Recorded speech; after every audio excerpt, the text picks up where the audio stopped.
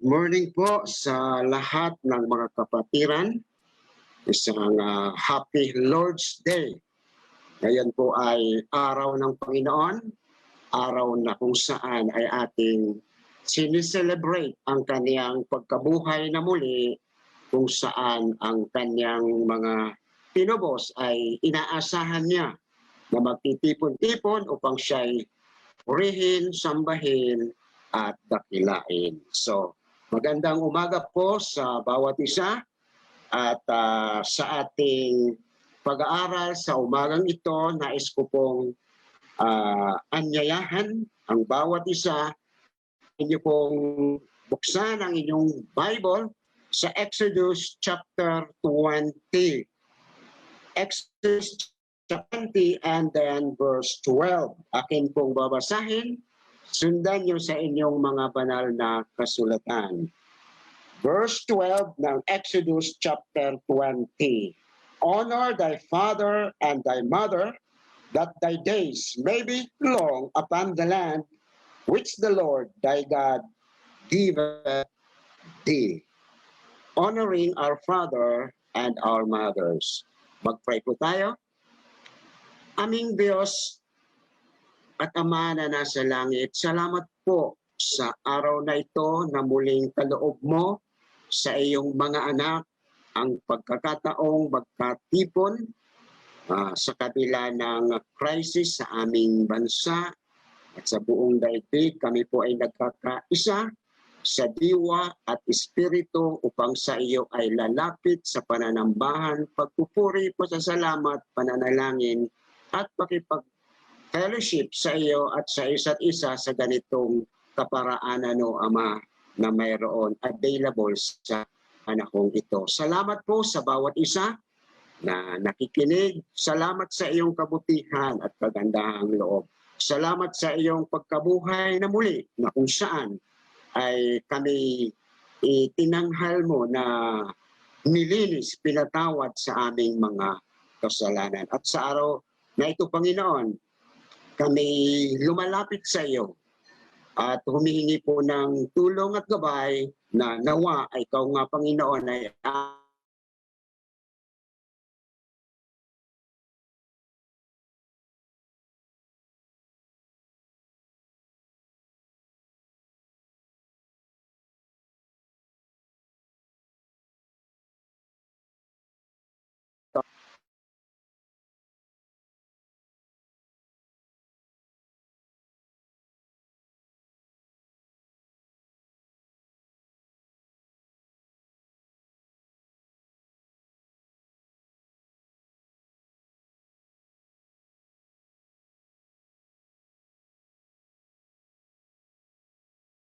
na sa buhay ng bawat isa sa iyo pong mga anak. Patotoo ng aming pananampalataya at pagsamba sa iyo ay isang tunay, isang mayroong sincerity at ikaw nga, Panginoon, ay nalulugod. Patawad sa mga pagkukulang at pagkakasala na nagawa ng iyong pong mga anak. At sa araw na ito, Panginoon, mapasayo nawa ang luwalhati kadakilaan at ang aming pagsamba. Ito po'y aming dalangin at hiling in Jesus' name. Amen. Honoring our fathers and our mothers. Ito po ay ang fifth commandment ng ating Panginoong Diyos. At first, sa second tablet ng commandments na isinulat directly ng kamay ng ating Panginoong Diyos. Yung first four sa mga commandment ng Panginoon ay bumubuo sa first tablet na kung ito ay tumutukoy sa relationship ng tao sa kaniyang Diyos. Tumutukoy sa tamang pagsamba, sa persona na dapat sambahin, sa pamamaraan ng pagsamba na karapat-dapat.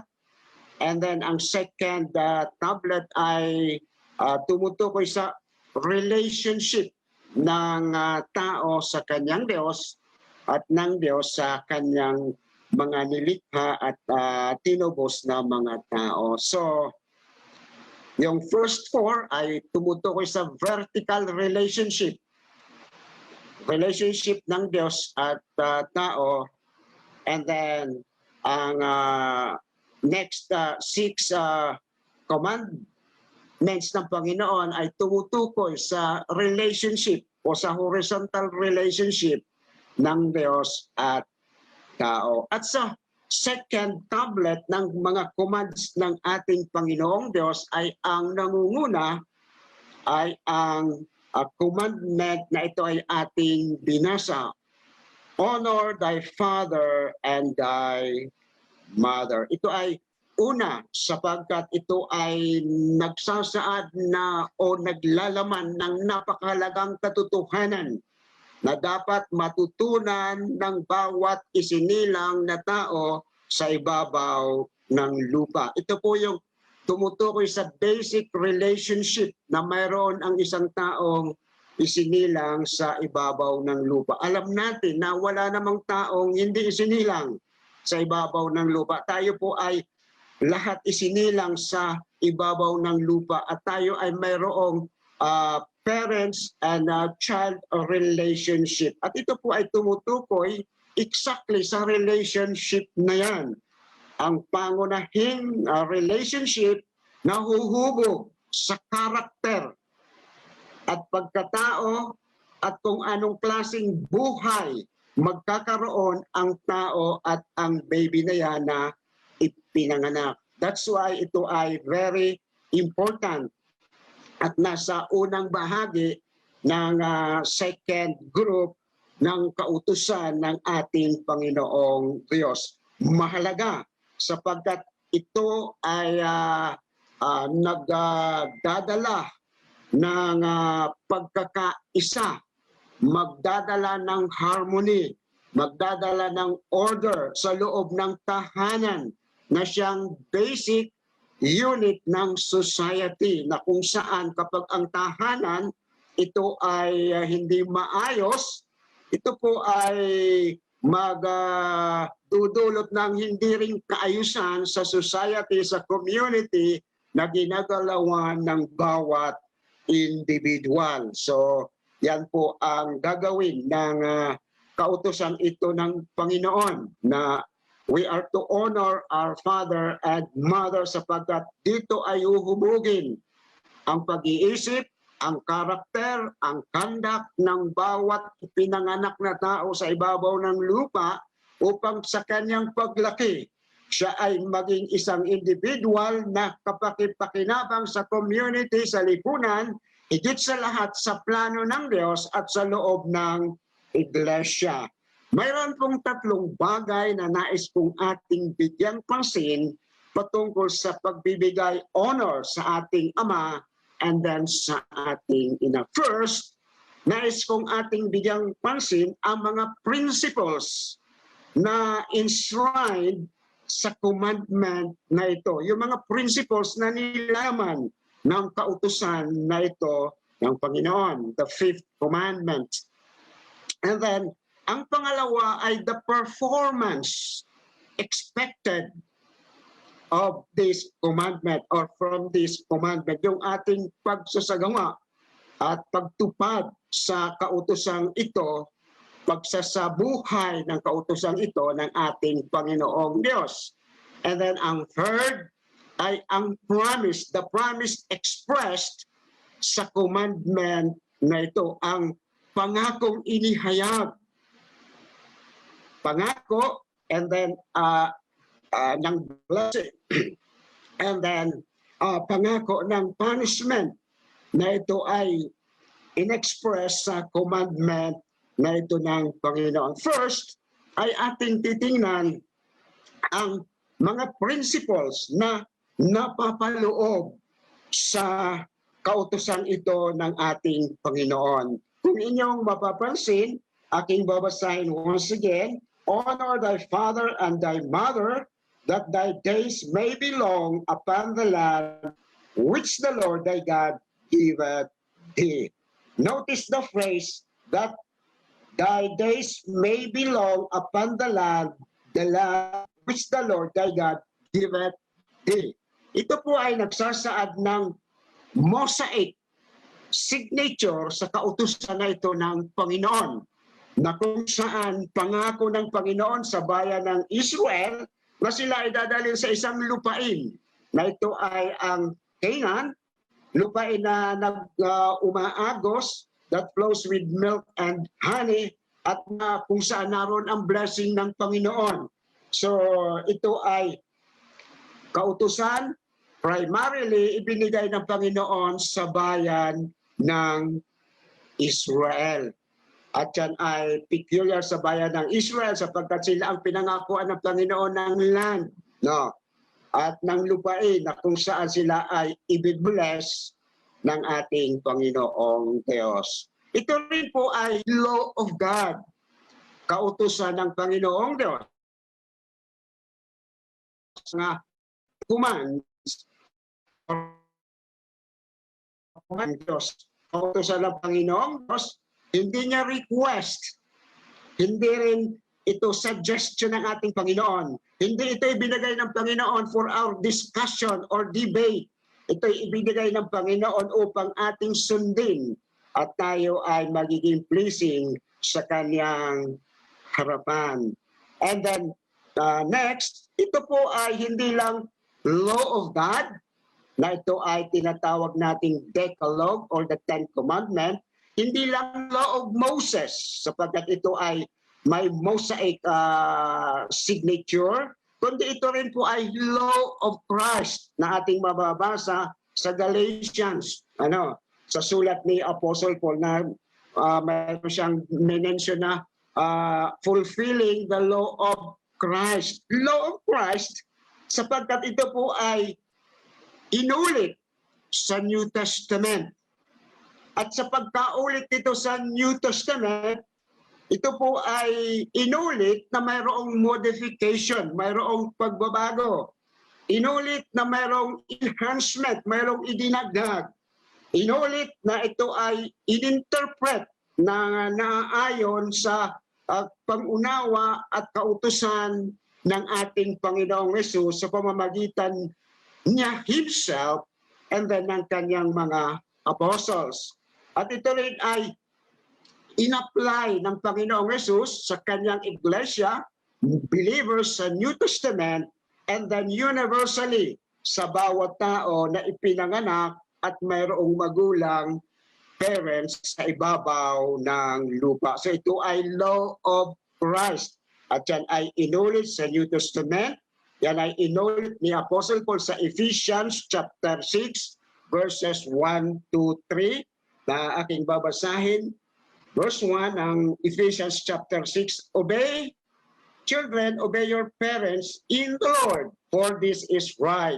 Second verse, honor thy father and mother, which is the first commandment with promise, that it may be well with thee, that thou mayest live long on the earth. Kung inyo po mapapansin, hindi na ginamit yung word na land, the promised land, kundi ang ginamit ni Apostle Paul ay yung earth, ang buong sanlibutan na kung saan ay mayroong pangako ang Panginoon. So ito ay kautusan ng Diyos, kautusan ni Moses, kautusan ng ating Panginoong Hesus sa bawat isa sa atin. At ito po ay naglalaman ng katotohanan na ito ay ang bawat taong isinilang sa ibabaw ng lupa ay kinakailangang magbigay respect sa authority na ito ay inilagay ng ating Panginoong Diyos. Sa lahat ng klaseng authority na ito ay ordain ng ating Panginoong Diyos, naandyan ang authority sa loob ng tahanan, naandyan ang parents, naandyan ang guardian, naandyan ang grandparents, at iba pang authority sa loob ng tahanan. Nandiyan ang authority sa loob ng bayan, ang government, authority sa community. Yan ay ang king, president, at anumang magistrates na ito ay namamahala, nagro-rule sa isang bayan o sa isang community. Ito rin po ay naglalaman ng katotohanan ng respect sa authority sa loob ng ilan pang institution katulad ng church, yung pastor at mga leaders ng church, ito ay inaasahan ng Panginoon na bibigyan ng tamang reverence, tamang respect at pagsunod na naaayon sa kautusan ng ating Panginoong Diyos. Sa schools o kaya sa workplace and then other offices na kung saan mayroong ordained authority na ito ay kinakailangang bigyan ng respect, sundin at kilalanin. At ito po ay mayroong reasons, mayroong purpose kung bakit ibinigay ng ating Panginoon. Na ang sabi niya, we are to honor our father and mother first.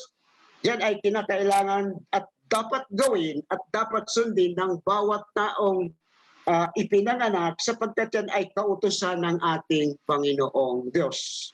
Siya mismo ang siyang nag-utos niya, nanggaling sa kanyang bibig, nanggaling sa kanyang kamay, nanggaling sa tablet na ito ay siya ang nag-ukit para ibigay sa tao at iutos ang bagay na yan. So, yan ay commanded ng ating Panginoong Diyos. And then for natural reason, yan ay dapat natin sundin sapagkat tayo ay ipinanganak at nang tayo ay ipinanganak, tayo ay helpless. Ang ating mga parents, ang ating mga guardian, sila po ang nag-sacrifice.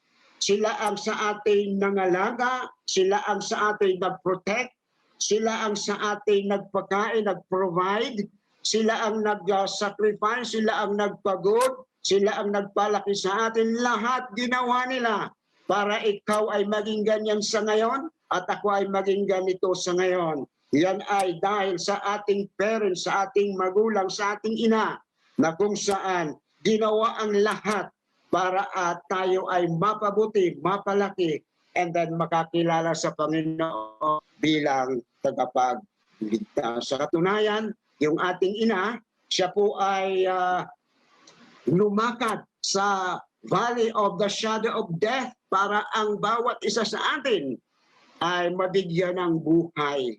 At yan ay karapat-dapat na kilalanin at pasalamatan at bigyan ng honor ang ating mga magulang. And then hindi lang by natural reason, and ang sabi ni Apostle Paul, ito ay righteous, ito ay nararapat, ito ay matuwid. Maraming matuwid na bagay tayong dapat gawin. At isa roon sa mga matutuwid na bagay na dapat natin gawin ay ang bigyang honor, pagkilala ang ating mga magulang. Especially kapag sila'y kinakailangan na yung ating pag-aaruga, yung ating tulong at lahat ng ating maibibigay. Harinawa yan ay ating ibabalik, ibibigay sa kanila ang pag-aruga, ang tulong, ang pag-ibig, pasasalamat, pagkilala na kanilang ibinigay sa atin nang tayo ay kanilang ipinanganak, inalagaan, pinalaki at i-provide ang lahat ng bagay para sa ating ikabubuti. And then by necessity, ito'y kinakailangang sundin at ipag-utos ng Panginoon. Sapagkat dito nga, nasabi ko kanina, nakasalalay ang harmony sa loob ng tahanan. Ang kaayusan sa loob ng community ay dito nagmumula. At sa pamamagitan ng pagpapalaki sa isang anak sa nurture and admonition of the Lord ay masusunod, mapupulfill ang layunin ng Panginoon kung bakit niya ang tao nilikha, kung bakit niya ang makasalanan tinubos, kung bakit ang Panginoong Jesus namatay doon sa cross para ang makasalanan tulad mo at tulad ko ay maligtas. So yan ay necessity, isang bagay na kinakailangang ipag-utos, sundin at gawin sapagkat ito ay pleasing at nagbibigay honor, parangal, papuri sa ating Diyos. Sabi sa Colossians chapter 3 verse 20, "Train of your parents in all things, for this is well-pleasing unto the Lord." So yan po ang mga reasons kung bakit ito pinag-utos at kung bakit ito ay dapat sundin, prinsipyo na nilalaman sa kautusan na ito ng ating Panginoon. And then meron pong reigning principles na nilalaman ang kautosang ito. Ang Panginoong Diyos, siya po ang supreme authority, ang pinanggalingan ng lahat ng authority na mayroon sa ibabaw ng lupa, sa tahanan, sa pamayanan, sa school, at sa lahat ng areas na mayroon dito sa ibabaw ng lupa. Ang Panginoong Diyos ang siyang supreme authority.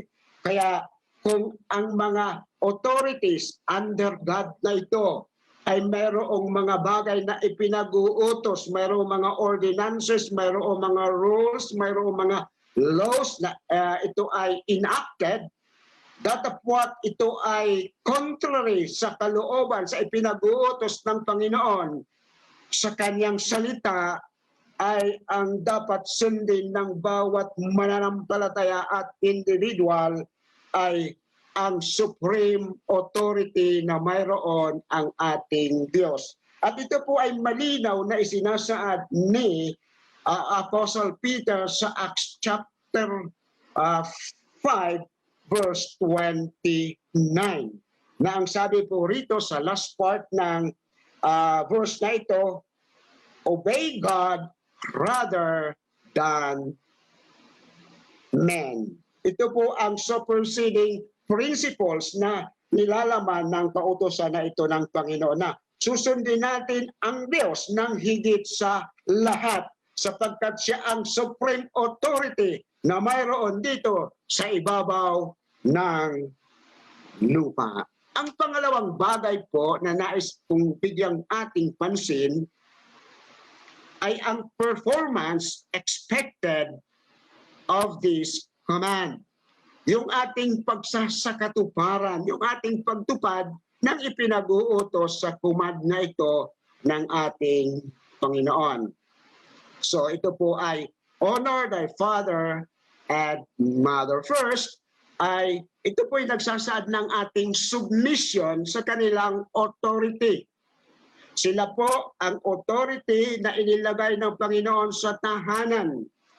At tayong mga anak, tayo po ay subordinate sa kanilang authority. At kapag tayo ay nasa kanila pang pangangalaga, authority, ay tayo po ay magpapasakop sa kanila. Magpapasakop sa kanilang mga rebukes. At magiging teachable sa kanilang mga instructions at pagtuturo. Magiging patient sa kanilang pagtutuwid sa ating mga pagkakamali at kalikuan.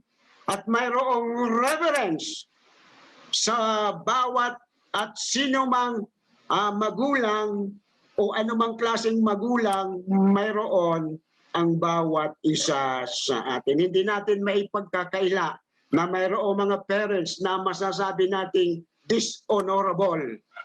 Pero hindi po yon exemption sa pag-uutos na ito ng Panginoon. Ang kasalanan ng tao does not invalidate sa command na mayroon ang ating Panginoon. Though mayroon mang parents na dishonorable, hindi kagalang-galang sila, ang utos ng Panginoon, siya ay ating bigyan ng respect, bigyan pa rin ng honor. Sapagkat sila pa rin ang parents at nagbigay sa atin ng buhay. At yan ay ipinag-uutos ng Panginoon. So we are to submit to our parents. And then we are to be obedient to our parents. Ito ay command ng Panginoon. Matuwid na bagay na dapat gawin ng bawat ipinanganak sa ibabaw ng lupa. At ito ay kaaya-aya sa Panginoon. Ito po ay pagsunod sa kanilang lawful, righteous at godly na mga kautusan. Tayo ay lalapit kapag tayo kanilang tinatawag. Tayo ay paroroon kung saan niya tayo nais paparoonin. Tayo po ay gagawa sa mga bagay na ipinagagawa ng ating mga parents. At tayo po ay hindi gagawin ang mga bagay na kanilang mga ipinagbabawal. Yun po ang nais ng Panginoon sa isang anak, maging masunurin sa kaniyang mga magulang. Ito po ay kalooban ng Panginoon at dapat sundin at gawin, na kung saan ay sa pagsunod, sa pagpapasakop ng isang anak sa kanyang magulang, ang kanyang karakter, ang kanyang conduct, ang kanyang pagiging pagkatao ay hinuhubog, minumold ng naaayon sa salita ng Panginoon. Para kapag siya ay lumaki, siya ay maging isang mabuting halimbawa, siya ay maging productive na member ng lipunan, ng tahanan, at gagawin niya ang kalooban ng Panginoon sa kanyang buhay. At hindi lang obedience, submission, kundi support at care ay kinakailangan at ipinag-uutos ng kautusan na ito. So, hindi mananatiling mga malalakas, malulusog, able ang ating mga magulang. Darating at darating ang panahon na kinakailangan nila ang ating support, ang ating tulong, ang ating care, ang ating kalakasan, ang ating sacrifice, na kung saan ito ay una ng ginawa nila para sa atin. Harinawa, nakahanda tayo na gawin at ibigay ang mga bagay na yan anytime natin kinakailangan ng ating mga magulang. Ayon sa ating kakayahan, ayon sa ating kaalaman na ibinibiyaya sa atin ng Panginoon. At gagawin natin ang bagay na ito na mayroong kagalakan, na mayroong pag-ibig, mayroong malalim na esteem sa ating mga puso, at ito ay ine-express natin outwardly sa mga practical na bagay kung saan natin tinutulungan, inaaruga, inaalagaan ang ating mga magulang. Care and support. And then, ipakita natin sa kanila ang ating respect sa ating action, sa ating mga ginagawa, sa ating speech, sa ating pananalita, sa ating pakikipag-usap sa kanila.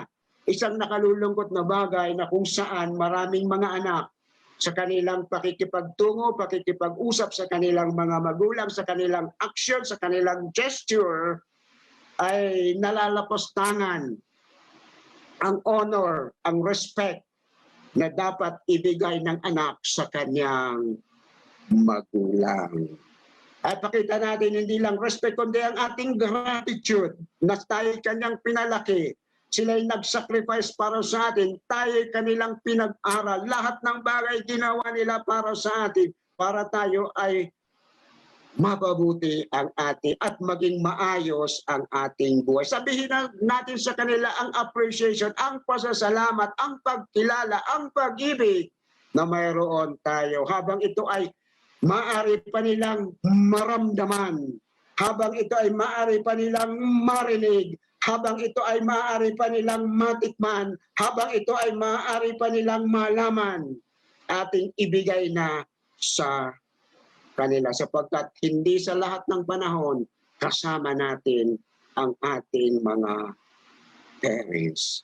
Ipakita natin sa kanila ang ating pag-ibig. Express natin ang pag-ibig. I-verbalize natin ang ating pag-ibig na mayroon tayo sa kanila. And then, pakinggan natin ang kanilang mga advice. Sila'y nauna na sa atin na nabuhay na marami ng karanasan. Marami silang maia-advise sa atin na karapat-dapat sundin at pakinggan ng isang anak. At yun naman ay sa ating ikabubuti at sa ating pagpapakita ng ating respect sa ating mga magulang. And then, atin ding i-preserve, atin ding protektahan ang pangalan na ipinamana nila sa atin. Kung mayroon ikaw na pangalan sa ngayon, yan ay dahil sa iyong magulang, sa iyong ama, sa iyong ina, na ito ay nagluwal, nagpalaki, umaruga sa iyo. At ang pangalan na yan ay kapag iyong dinungisan, Dinungisan mo rin ang pangalan ng iyong magulang. Ang pangalan na yan, kapag iyong ipinahiya, ipapahiya mo rin ang iyong magulang. Kapag ang pangalan na yan ay iyong hindi pinotektahan, hindi preserve sa pamumuhay ng makadiyos at sa pamumuhay ng may kabanalan, binibigyan mo ng kalungkutan, binibigyan mo ng dalamhati ang puso, damdamin at isipan ng iyong mga magulang. So napakahalaga po na tayo mamumuhay sa isang banal, makadiyos at sangayon sa kanyang salita na pamumuhay sa ibabaw ng lupa. At sa ganitong paraan, mapipreserve natin, maipoprotect natin ang integrity at honor ng pangalan ng ating mga magulang, ng ating ama, and then ng ating ina. And then ang third point na nais kong ating bigyang pansin ay hindi lang ang principles involved, hindi lang ang performance expected, kundi ang promised, expressed. Mayroon pong pangako ang kautusan na ito ng Panginoon. Yan po ay sinasabi ni Apostle Paul sa Ephesians chapter 6 verse 2. Honor thy father and mother, which is the first commandment with promise. At ang implied na katotohanan sa word na commandment with promise, ito rin po ay nagsasaad ng katotohanan sa likod ng mga katagang ito na pangako ng Panginoon ng blessing, long life,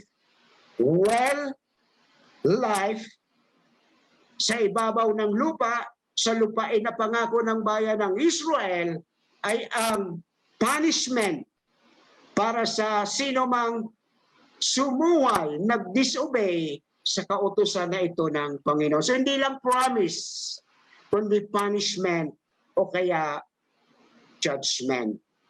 Kung ating muli pong babasahin ang kautusan na ito ng Panginoon, honor thy father and thy mother, that thy days may be long upon the land which the Lord thy God giveth thee.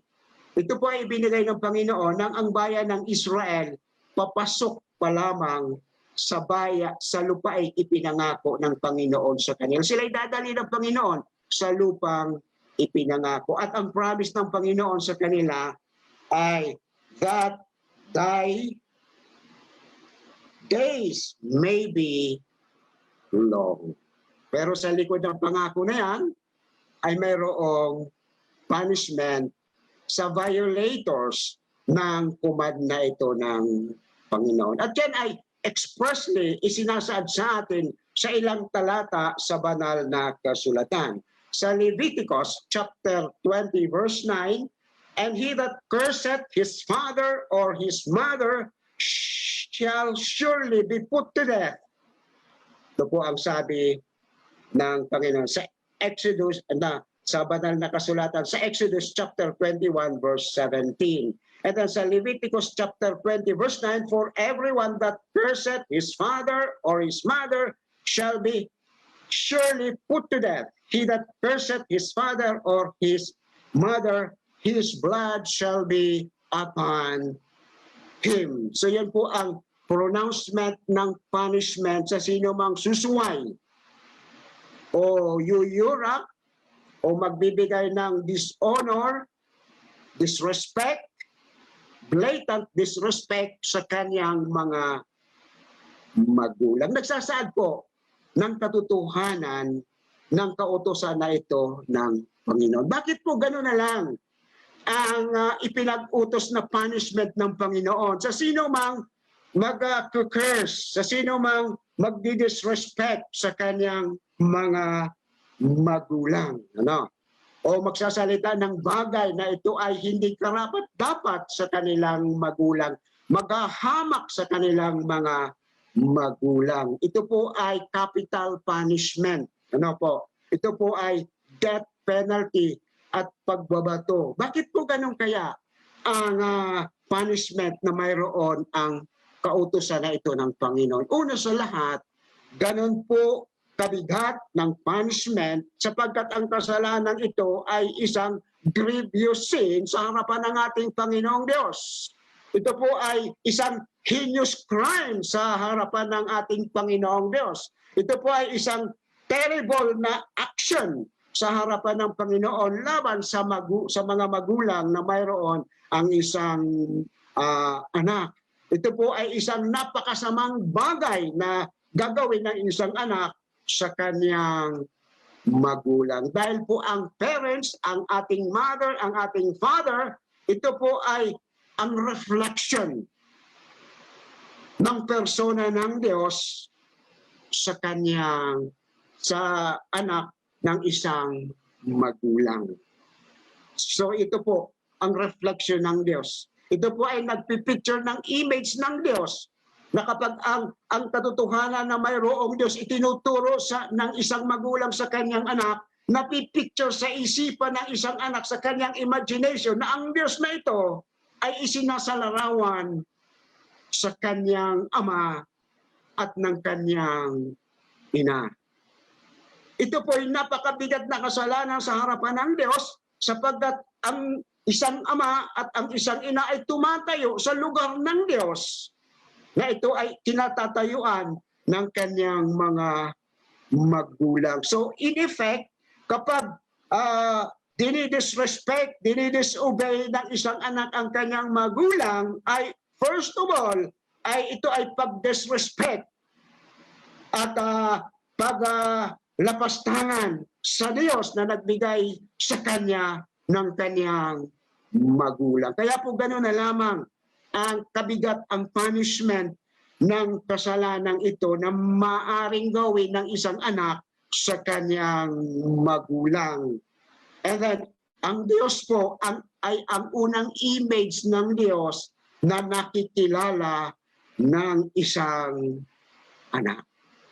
Siya po ang image ng Diyos na ipinoportray ng kanyang magulang sa kanyang murang isipan, sa kanyang murang pagkatao, ay ipinoportray ng magulang ang larawan ng Diyos sa batang ito upang ang batang ito, siya man ay bata pa, kikilala sa Diyos, sasamba sa Diyos, susunod sa Diyos, magpapasakop sa Diyos sa kanyang pagpapasakop sa kanyang magulang na nakikita ang unang image ng Diyos na nakikilala ng isang anak. Ito po ay direct command ng Panginoong Diyos. Kaya isang napakalaking kasalanan sa kanyang harapan kapag ito ay dinisobey ng sino mang anak na ipinanganak sa ibabaw ng lupa. Kaya atin pong masasabi na kung ating i-dishonor ang ating mga ama and then ang ating ina, ito po ay detrimental sa health ng sino mang anak. Sapagkat ito po ay mayroong promise, mayroong threat ng punishment. Siya man ay magkaroon ng mahabang buhay sa ibabaw ng lupa, yun po ay buhay na punishment para sa kanya. Mahabang punishment, matinding punishment para sa kanya. Siya man po ay magkaroon ng maiksing buhay sa ibabaw ng lupa dahil sa kanyang paglapastangan sa kanyang magulang. Ito po ay punishment na kanyang mararanasan buhat sa Diyos. Sa banal na kasulatan po, mayroong example tayong maisasite. Marahil ay naalala niyo ang buhay ni Absalom. Siya po ay anak ni David, King David. Siya po ay naging rebel sa kanyang amang hari. Nais niyang magkudeta sa posisyon ng kanyang hari. Nais niyang patayin ang kanyang amang hari. Nais niyang maging hari ayon sa kanyang naisin at kasakiman at kasamaan. Siya po ay hindi tumanda. Siya po ay namatay na siya ay bata pa. Isa pong halimbawa ng punishment na ito ay nilalaman, sinasabi ng kautosang ito. Alam niyo mga kapatid, bawat mananampalataya, kung ating i-dishonor ang ating mga parents, ang ating father and then ang ating mother, ang ating pong pananampalataya ay panlabas lamang. Ang ating pagiging Kristiyano ay isa pong walang saysay. Ang ating pagsasabi na tayo'y ligtas at tayo'y Kristiyano, ito'y palabas at walang kwenta sa harapan ng Diyos and then sa harapan ng ating magulang, sa harapan ng mga taong nakakikilala sa atin. Tayo po ay masasabing fake yung ating Christianity, false yung ating pananampalataya. Ang ating buhay pananampalataya po ay pakunwari lamang kapag ang utos na ito ng Panginoon ay ating nilalabag at sinusuway.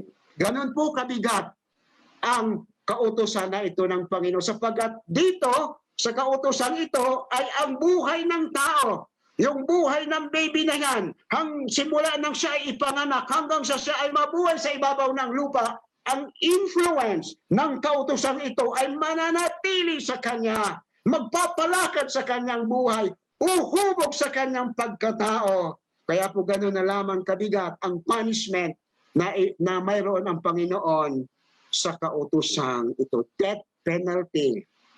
Subalit, ito rin po ay mayroong promise ng blessing. Sa katunayan, itong kautosan na ito ng Panginoon, ang siyang pinagmulan ng lahat na earthly blessing na maaring tanggapin ng tao sa ibabaw ng lupa. Ang sabi po riyan, that thy days may be long upon the land, that it may be well with thee, that thou mayest live long on earth.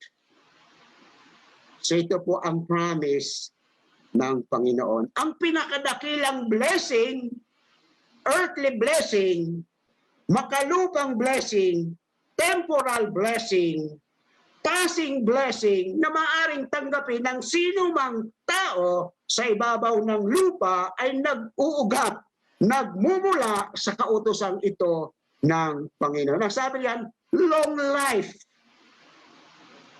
At hindi lang long life, kundi well with thee.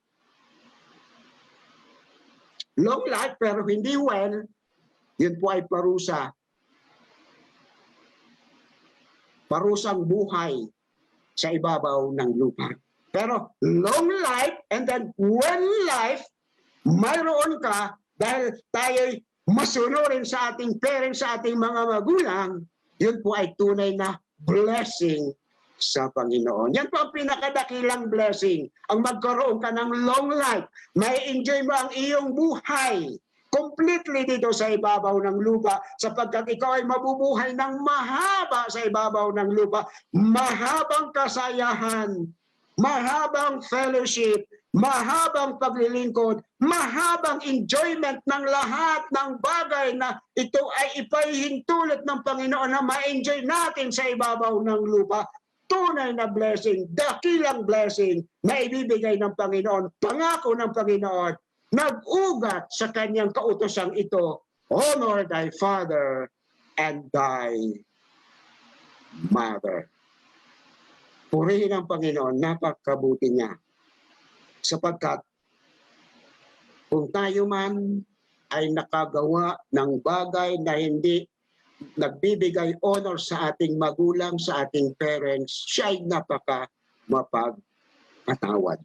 Hindi niya kaagad tayo pinarurusahan. Hindi niya inilalapat sa atin ang punishment na mayroon siya para sa isang anak na ito ay lapastangan sa kanyang mga parents. Kundi siya po ay long-suffering, dapat siyang purihin, dapat siyang pasalamatan. Nais natin ng ating mga anak ng long life and then good life, well life, hindi ill life sa ibabaw ng lupa, buhay na satisfying, buhay na fulfilling, buhay na enjoying at mahaba sa ibabaw ng lupa. Sundin natin pangako ng kautusan na ito ng Panginoon. Sa bawat isang mga kapatiran, sa bawat isang mga anak na at mayroong mga magulang, ang ating pagbibigay honor sa ating parents, sa ating ama, sa ating ina, ito po ay nagsasaad na ang ating pagiging Kristiyano ay matuwid. Nagsasaad ng ating pananampalataya ay dapat huwaran. Nagsasaad ng ating pananampalataya ay nagbibigay papuri sa Panginoon. Nagsasaad ng katotohanan ng ating buhay ay isang buhay na papuri, parangal ang ibinibigay sa Panginoon, sa ating ama, sa ating ina, sa ating parents. Harinawa, matagpuan, nawa ng Panginoon na ganon ang iyong buhay, ganon ang aking buhay. Ito pong pagiging obedient sa parents at pagiging obedient sa kalooban ng Panginoon, sa kautusan ng Panginoon, magbibigay po ng kagalakan sa sino mang tao. Kung bakit walang joy ang sino mang mananampalataya na naranasan sa kanyang buhay, dahil po siya ay disobedient sa kautusan, sa nais ng Panginoon sa kanyang buhay. Nais mong maging kapuri-puri, magalak, at pinagpala ang iyong buhay, maging masunurin tayo sa kanyang kalooban. Pagiging disobedient, ninanakaw nito ang kagalakan, ang katuwaan na mayroon tayo sa ating mga puso, una sa Diyos, sa kanyang salita, at sa ating mga magulang, sa ating ama, and then sa ating ina. Honoring our parents, our father and mother, is pleasing to God. Brings honor and glory to God. And it is with rewards. Buhat sa Panginoon. Mayroong pangakong blessing, mayroong pangakong reward, buhat sa Panginoon. Una sa lahat, kinakailangan ng isang tao ang maligtas. Makakilala niya siya bilang tagapagligtas. And then, siya ay mamumuhay ng may kabanalan. Bibigyang honor ang kanyang mga magulang. Ang maligtas ay sa pamamagitan lamang ng ating Panginoong Hesus na doon sa krus na matay upang ang kasalanan mayroon ang bawat tao na kumikilala na siya ay makasalanan at nagtitiwala sa Panginoong Hesus na siya ang tagapagligtas, siya po ay magkakaroon ng buhay na walang hanggan. Purihin ang Panginoon, sa Kanya ang papuri, sa Kanya ang pagsamba, sa Kanya po ang parangal. Tayo po ay manalangin. Aming Ama na nasa langit, salamat po sa paalaala sa iyong salita na tunay nga, O Diyos, mayroon kang pangakong reward, mayroon kang pangakong blessing sa sino mang anak na kumikilala ng karapat-dapat na honor, parangal, pagsunod, pagpapasakop, pagpapasalamat, pagbibigay galang sa kanyang mga magulang. Pagpalain nawa ang katotohanan ito, Panginoon, sa sinumang iyong mga anak na mayroong mga magulang. Harinawa, gawin nila ang bagay na ito habang kapiling pa nila, Panginoon, ang kanilang mga magulang. Sapagkat ito ay isang bagay na pleasing sa iyong harapan, magbibigay luwalhati sa iyo at mayroong reward na nag-aantay sa iyo at isang kagalakan, isang parangal, isang papuri at appreciation para sa puso ng kanilang mga magulang. I-bless mo, Panginoon, ang katotohanan ito at salamat sa araw na ito, Panginoon, na kami nagsiselebrate ng iyong pagkabuhay na maguli ang declaration ng aming justification. At salamat Panginoon sa araw na ito na sinicelebrate ang Mother's Day. Pagpalain mo po ang bawat ina na tunay nga Panginoon, ang bagay na ito, ang kanilang pagiging ina, kilalanin ng kanilang mga anak. I-appreciate ng kanilang mga anak. At ito Panginoon ay sila'y parangalan ng kanilang mga anak. I-bless mo Panginoon ang bawat ina na nakikinig sa message na ito at sa iyo po ang papuri at pasasalamat. Ganun din Panginoon, i-bless mo rin Panginoon ang bawat senior sa aming church na kung saan ang araw na ito rin Panginoon ay kanilang anniversary. Pagpalain po ang aming mga kapatiran, mga seniors na Panginoon biyaya na magpapanatili ng aming kalakasan, kalusugan, kakayahan na gawin ang ipinagutos mo. Iyo po Panginoon ibiyaya sa bawat isa. At ganun Panginoon sa mga may kahinaan na sa padupang katawan dahil sa kanilang edad, ang iyo pong awa, ang iyo pong biyaya na magbibigay encouragement, malakan, ang siyang mamayani, mag-umapaw sa kanilang isip, sa kanilang puso, sa kanilang buhay. Salamat Ama sa araw na ito. Lahat ng papuri, lahat ng kadahilan ay mapasayo lamang. Ang lahat ng ito ay aming hinihiling at pinasasalamatan. In Jesus' name, Amen. Thank you and God bless. Happy Mother's Day. Happy Seniors Anniversary. Purihin at dakilain ng ating Panginoon.